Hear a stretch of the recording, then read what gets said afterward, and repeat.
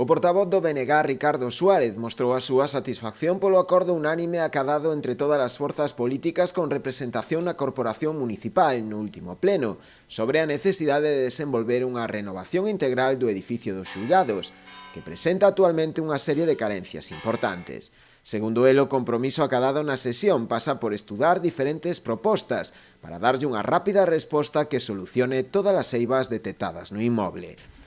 Agora vaise abrir un período de estudo de cales son as diferentes alternativas e estamos moi contentos de que a curto prazo, nun período de 3 meses, pois vai a haber unha comisión para que haxa un acordo sobre cales deben de ser as solucións a este respecto. Unha das primeiras actuacións que se levará a cabo será o traslado de boa parte do actual arquivo xudicial a unhas novas instancias para poder liberar espazo no edificio dos xulgados, mentres non se adoptan outras melloras definitivas. Todos os grupos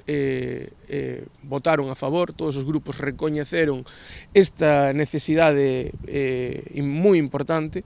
Esta semana continuamos en conversas co persoal traballador dos xulgados e pois dignos que hai dúas cuestións moi importantes, unha a medio prazo, que é conseguir cambiar a localización destes xulgados,